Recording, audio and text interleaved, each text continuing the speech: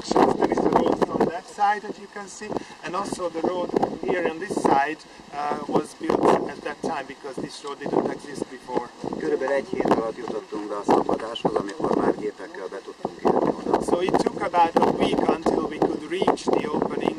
It was a week by that time. The machinery could also arrive at the opening. Az első az volt, hogy a kazetták körül is szivárgott a lúg, és a kazettából is szivárgott a lúg. Tehát első feladatunk az volt, hogy a munkaterületet kvázi tisztán.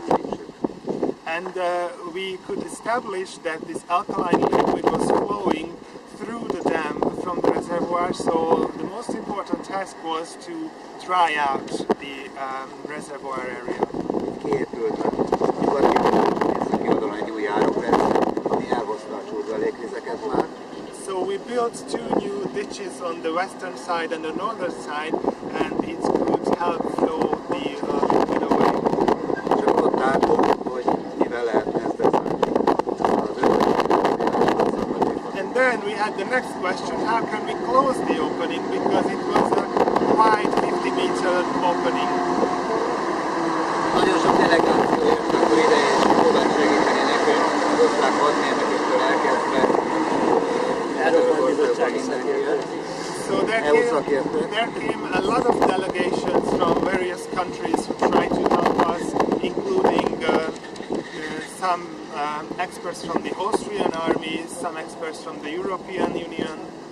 De igazából senkinek nem volt olyan ötlete, hogy mivel lehetne ezt bezárni, ezért mi a helyi anyagokból kezdtük el a bezárást. But in fact, nobody had a really good idea how to close the opening in the dam, so we started using the locally available material to close it down. Helyi anyagból, tehát a kiszakadt sziklák maradványából és kaszkádmedencék egymásra építéséből bejutottunk a zárásig. So we started using some of the rocks which were the remnants of the broken opening and whatever material was available, and we built like a cascade, and we gradually reached the opening. Ez december elejére. This happened at the beginning of Beértünk December. a tározótérbe, ahol pedig a tározótérbe egy vasbeton, 12 méter mély vasbeton támfal készült, hiszen erről a gátakról már meg lehetett építeni. And then when we arrived at the opening and reached the actual area of the reservoir, we built a reinforced concrete wall of 12 meters deep, because when we arrived at the opening it was already possible to build that. Tehát ezzel be lett zárva, és ez egyidejűleg elindult a kettes gát, amit itt látunk, és besétálunk odáig.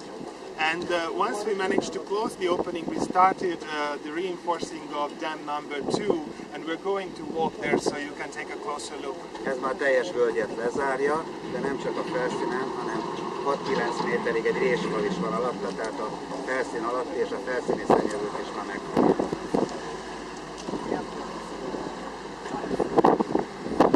So when we walk there, you will be able to see that this dam number 2 is able to see the entire reservoir, the entire valley, and it's not only above the ground, but also there is a diaphragm wall built 6 to 9 meters deep under the ground, so even the spilling or the flooding underground is now completely safe. Elégvizek ilyen in-situ semlegesítése helyett két automata semlegesítése.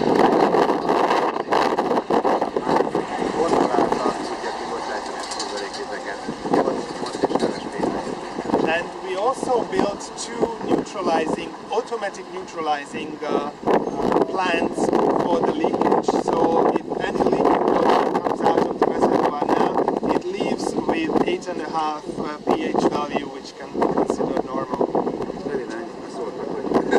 So unfortunately, we don't have a lot of time. We have to